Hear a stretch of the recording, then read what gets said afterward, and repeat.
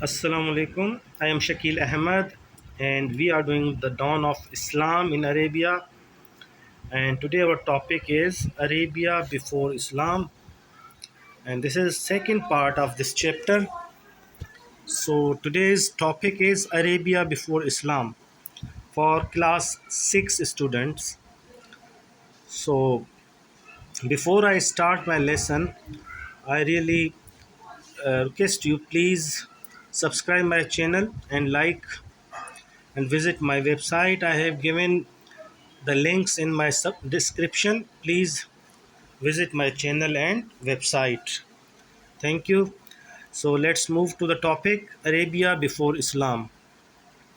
Arabia before Islam. Arabia before the birth of Holy Prophet Hazrat Muhammad sallallahu alaihi wasallam. The town of Mecca was an important trading center. People of Mecca had trading links with Syria and Egypt.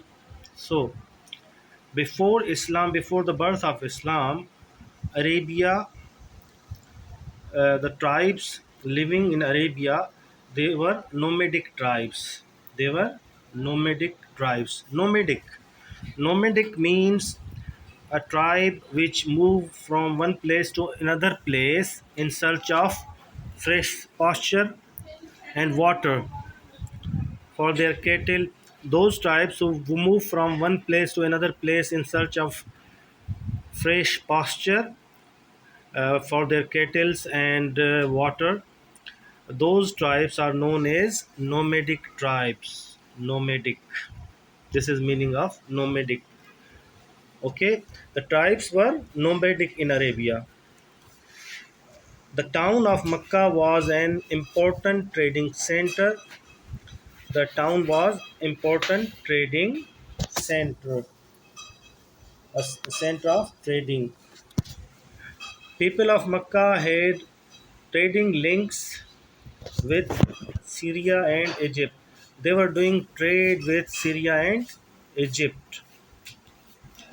So from these 2 points, we understood that before the birth of Holy Prophet Hazrat Muhammad sallallahu alaihi wasallam, the Arabs were tribes and they were nomadic tribes moving from one place to another place in search of fresh pasture, water for their cattle, and wherever they see water and pasture they settled there and for their cattle. So and the Makkah was a center of trade. They were trading with Syria and Egypt at that time. Now moving towards the third part of this C part of this slide. Most people were polytheists. Polytheist. Okay, most people were polytheist. Polytheist, what is meaning of polytheist? Polytheist means someone who believe in many gods and goddesses. Those who believe in many gods and goddesses are known as polytheists. So they were polytheist and worshipped many gods. Okay, this is the meaning of polytheist. They were worshipping many gods. Mecca was home of many temples. There were many temples in Mecca and sites of worship. The most famous religious site was Kaaba. Kaaba was the most famous site of Mecca. Okay, from this point we understood that most of the people were polytheists who were believing in many gods and goddesses. They worshipped many gods, and Mecca was home of temples. There were many temples, and the site of worship, the most famous site of worship was Kaaba. Kaaba was the most famous site of worship. So, if I sum up this slide, we understood here from this slide that before the birth of Holy Prophet, peace be upon him, uh, people of Arabia, they were nomadic tribes, and the town of Makkah was important trading center, and people of Makkah had trading links with Syria and Egypt, and most of them were polytheists, and they worshipped many gods, and Kaaba was the most famous religious site. So mostly people were visiting to the Kaaba. Okay, I hope this slide is clear now. Now moving towards the second slide. Lineage of Holy Prophet Hazrat Muhammad Sallallahu Alaihi Wasallam. This is the lineage. Lineage means uh, one's parents and their parents and their parents, from which father they are coming, how was the lineage. This is called lineage. In Urdu it is called shijra. Okay, who was the father of Hazrat Muhammad sallallahu alaihi wasallam, then who was his father, then who was his father, and who was his father. The uh, This is called lineage. Okay, so this is the lineage of the Holy Prophet Hazrat Muhammad sallallahu alaihi wasallam. In start, if you see, starting from Adam, then his son was Seth. Seth was his son. Then Sheth's son was Nuh, Hazrat Nuh alayhi salam, and then Hazrat Nuh alayhi salam's from Hazrat Nuh alayhi salam, then Hazrat Ibrahim alayhi salam, and then Hazrat Ibrahim had two sons, uh, Ismail and Isaac. These were two sons of Hazrat Ibrahim alayhi salam. Then from Ibrahim alayhi salam's two sons, Hazrat Isa, from Hazrat Isaac alayhi salam, there was Musa, Hazrat Musa alayhi salam. Then his son was, then from his lineage was Hazrat Isa alayhi salam. And from Ismail, Hazrat Ismail alayhi salam, the son of Hazrat Ibrahim alayhi salam, Hazrat Ismail alayhi salam, from his lineage was the Holy Prophet Hazrat Muhammad sallallahu alaihi wasallam, was from the lineage of Hazrat Ismail alayhi salam. This is what the Jews basically difference is. They believe in Ishaq, Musa, Isa, Hazrat Musa alayhi salam, and they were saying that the next prophet would be from the Ishaq's uh, from Hazrat Ishaq alayhi salam's lineage, but Hazrat Muhammad sallallahu alaihi wasallam was from Hazrat Ismail's lineage, so that's why they were differing. So this is the lineage of Holy Prophet Hazrat Muhammad sallallahu alaihi wasallam. I hope it is clear. As I told you, from starting from Adam alayhi salam, then Shet alayhi salam, then Hazrat Nuh alayhi salam, then Hazrat Ibrahim alayhi salam, then his son Hazrat Ismail, and the Holy Prophet Hazrat Muhammad sallallahu alaihi wasallam was from his lineage, Hazrat Ismail alayhi salam. So this is the lineage of Holy Prophet Hazrat Muhammad sallallahu alaihi wasallam. I hope it's clear like crystal. If you have any query, you can ask in description. Visit my website and go to my YouTube channel. Just write down in this and comment. I will respond you. Okay, now let's move to the next slide. The social conditions. Social conditions. Arabs. The Arab society was divided into several different tribes who were always warring one another on slightest of issues. On slightest of issues. So the Arab society, it was divided in many tribes, several tribes, and those tribes were fighting with each other, warring on very small issues, very slightest issues. Okay, this was their social condition. They were divided in many tribes, and those tribes were fighting with each other, warring with each other on very little things, slightest of issues. Okay, now move to the next point.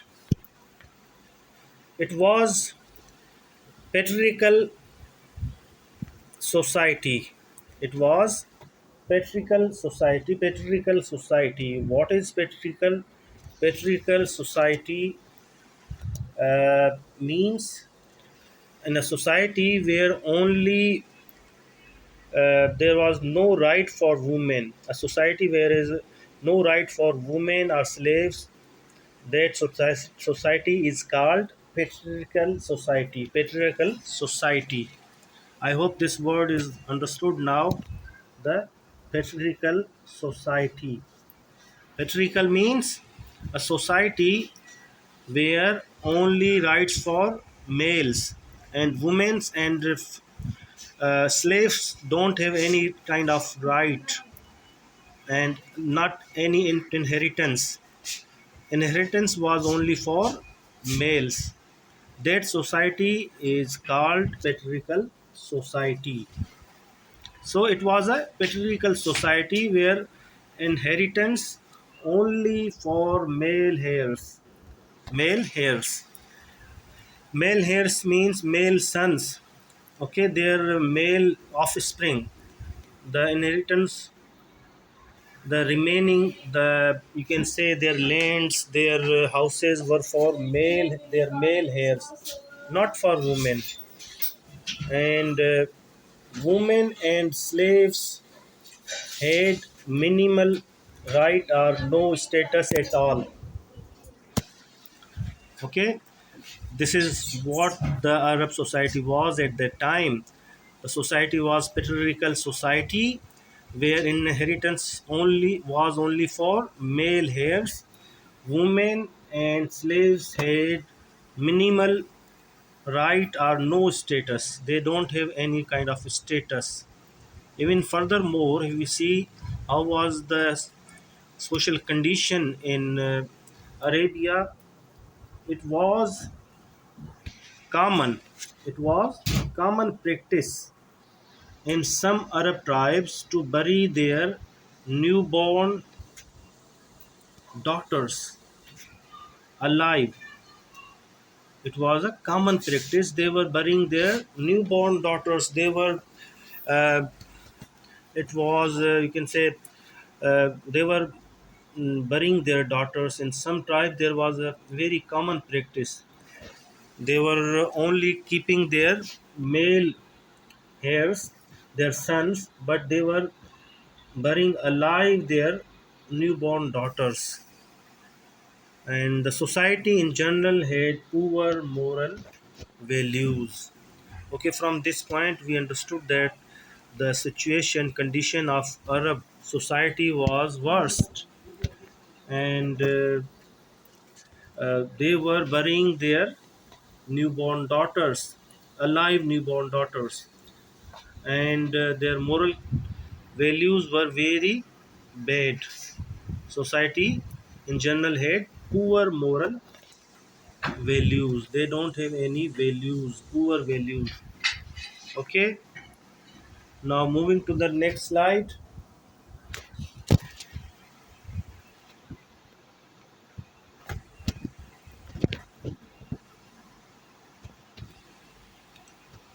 Arab tribes were generally rich mainly due to thriving trade in that region. The Arabs and non-Arabs, the Arabs and non-Arabs traveled from distant places to Mecca, to Mecca to visit Holy Kaaba, which was an economic advantage for the city and its businesses. So, as I told you, there's Kaaba was there, and people of Makkah had this advantage that people from all over the other regions, they were coming there to visit their temples and their worship sites, and Kaaba was there the famous temple for them. So when the people coming there, that area was very. So the city of Makkah and their businesses had the advantage that people from the different regions, they were coming there and doing their trade, and it was advantage for them that when people were coming there, they were buying many things, and it was good advantage for the city of Makkah that they were doing trade. So it was a very populated area at that time that people were coming and visiting that area. It was good for their businesses. The people who were living in city, okay, and in those, if we see point C, Jews were economically strong than other tribes. They were stronger than other tribes because they were usurers. They were usurers. Owned irrigated lands in Hijaz, the valley where Mecca and Medina are situated, and where the best farmers in Arabia were the best farmers in Arabia. They controlled the armaments industry. Now, in this point, if we understand, if I tell you that the Jews were economically stronger, why? Because they were usurers. They were usurers. Usurers means someone who gave loans for interest.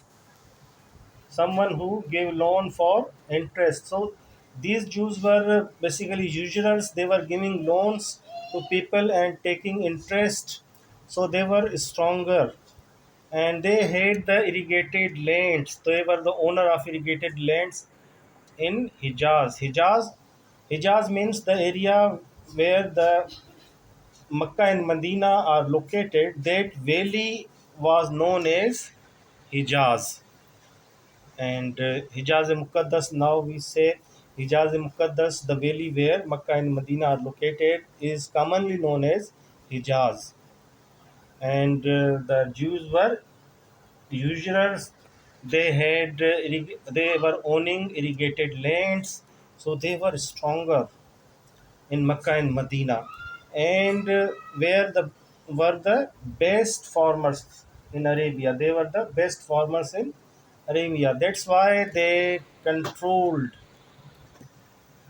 armament industry. Armaments means the material which is used in wars, like swords and other things. Those materials are called armaments. So they controlled the armament industry. That's why they were strong. The industry armament, as I told you, the those things which are used in wars for fighting are called armament. Armaments industry, they controlled the armament industry. So these were the reasons why the Jews were stronger than other tribes. If I tell you, first off, if I repeat that they were the usurers, and I told you usurers means those people who give loans on for interest. If someone is giving loan for interest, is called usurers. They were called usurers, and they had irrigated lands, and they were good farmers. Okay, of Hijaz. They had irrigated lands of Hijaz. Hijaz, I told you, that area where the Mecca and Medina are located. is called Hijaz, commonly known as Hijaz Muqaddas. So that's why they were stronger. They had they were the users earning from loans. They had irrigated lands in Hijaz, and they were good best farmers, and they controlled the armament factory. I told you what is armaments. Armaments means those materials, those things which are used in wars or battles. So they were controlling that industry. I hope this point is also clear. If I repeat, if I sum up this slide, we understood that we understand that the Arab tribes generally were rich. They were rich mainly due to why they were rich, because people from different regions were visiting Mecca. And why they were visiting Mecca and Kaaba? Because they had the worship sites. They were the famous worship sites, and that's why people were visiting Kaaba, and that was advantage for their businesses. And then we understood that Jews were very economically stronger people, because stronger than the other tribes. Why? Because they were Jews, they were giving loans for interest, and they had irrigated lands of Hijaz. Hijaz, the place, the valley where Makkah and Medina are located, and they were controlling the armament industry. That's why they were stronger. Okay, I hope this slide is clear. Now moving to the next slide, let's move political condition. How were the political conditions of Arabs?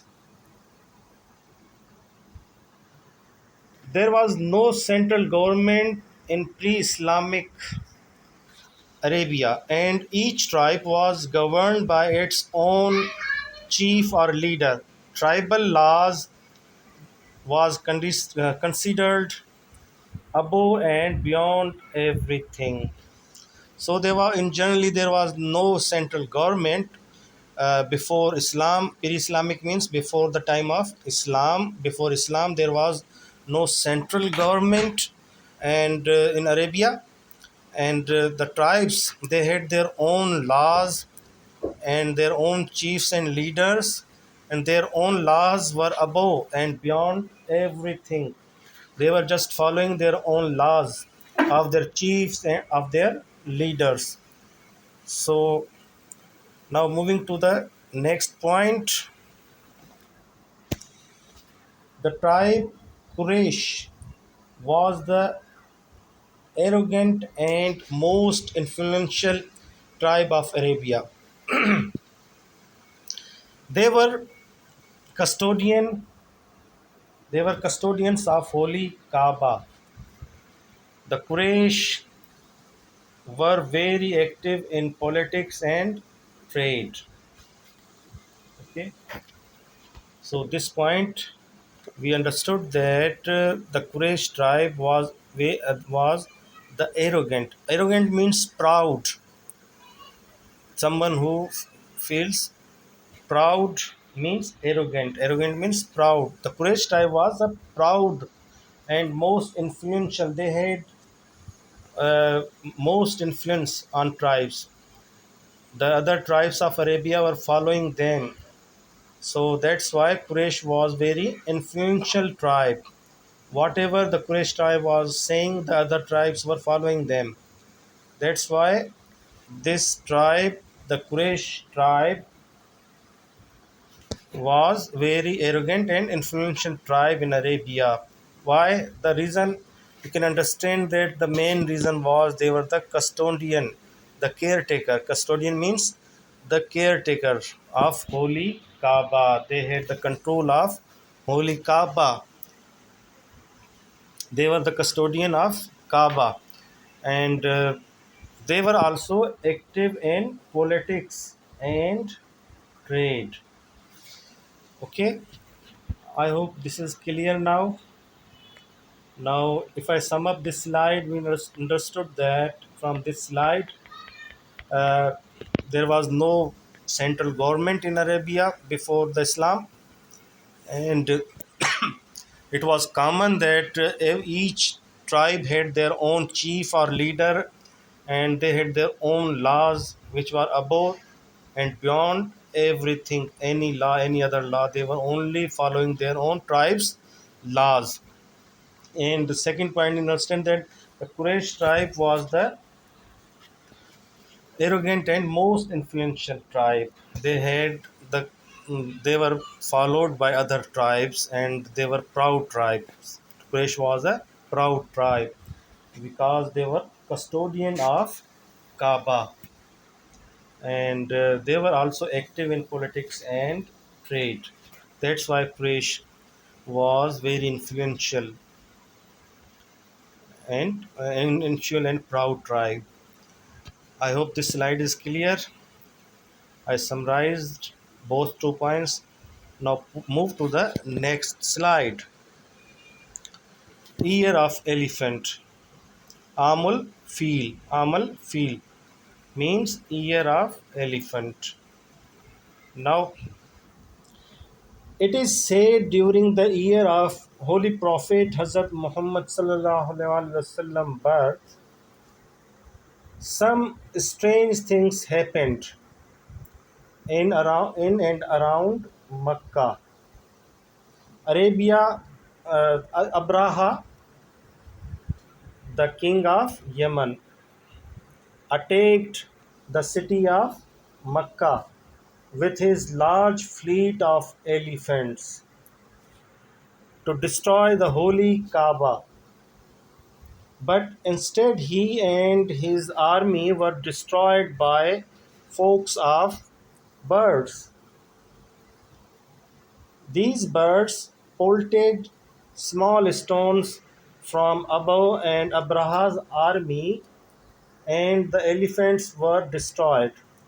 In Arabic calendar, it is marked as the year of elephants. Now, if we see that from this slide, it is clear that during that year when the Holy Prophet Hazrat Muhammad sallallahu alaihi wasallam took birth, different strange things happened in that year.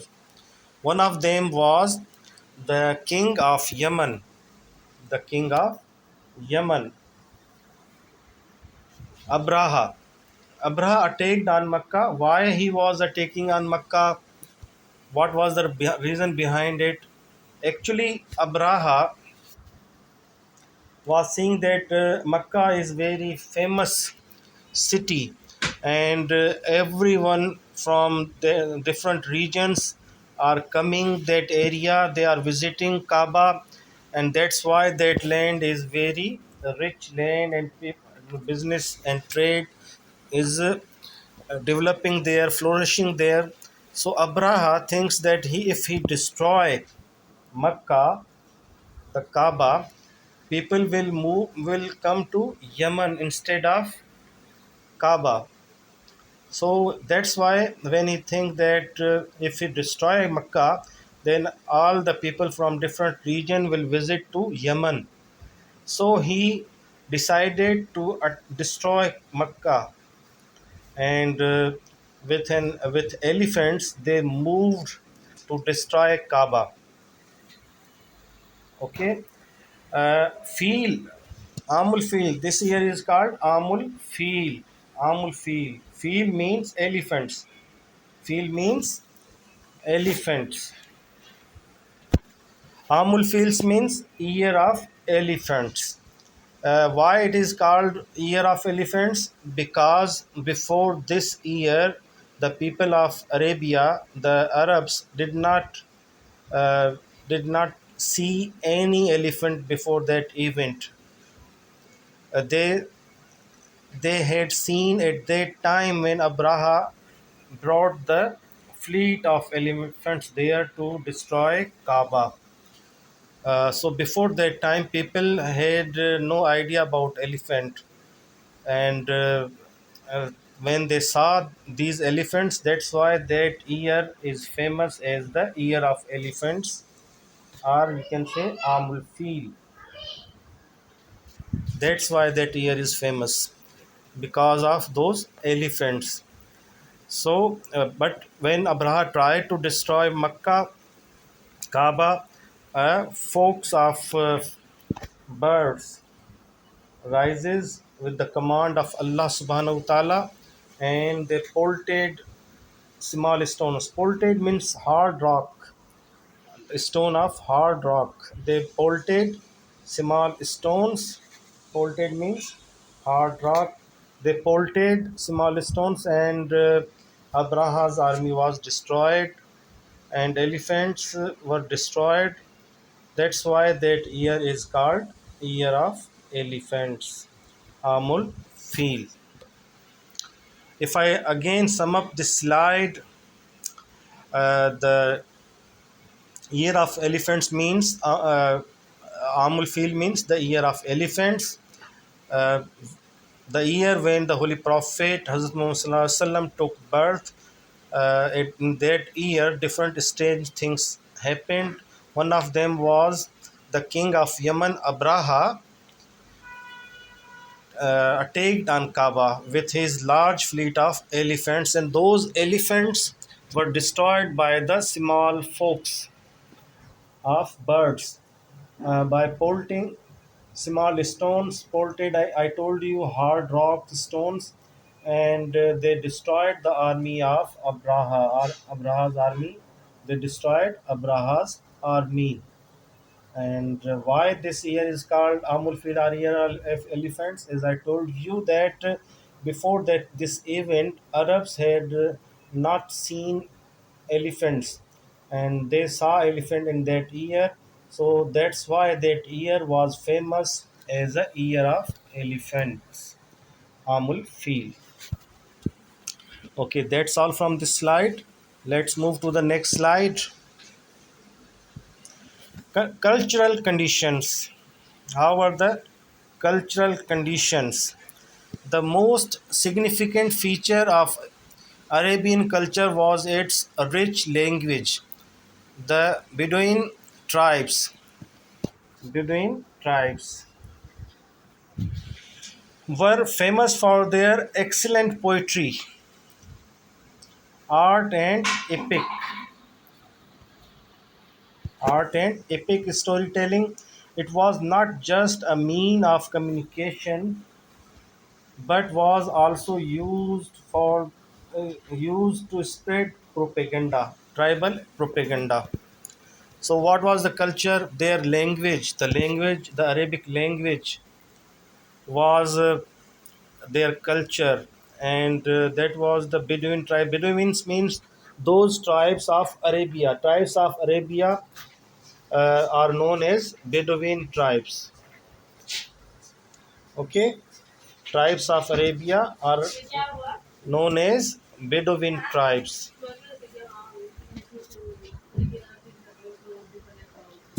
Okay, tribes of Arabia are known as Bedouin tribes. They were living in deserts. Those tribes are known as Bedouin tribes, and their language was excellent. They were famous for their excellent poetry, art, and epic. Epic means, what is epic? Epic means long stories in poem, long poems of stories. In stories, long poems are called epics. They were famous for their art and epic storytelling, and they used this storytelling for communication as well as for propaganda, tribal propaganda. So that's why this was the culture of Arabia. Their language, Arabic language was very rich language, uh, and they were famous for excellent poetry and art and epic storytelling. It was mean for communication and for tribal propaganda. Okay, that's all from today's slides. Thank you. I hope everything is clear. If you want question answer of this part, you can visit my website. You will find question answer related to this topic, these topics. Thank you and Allah Hafiz.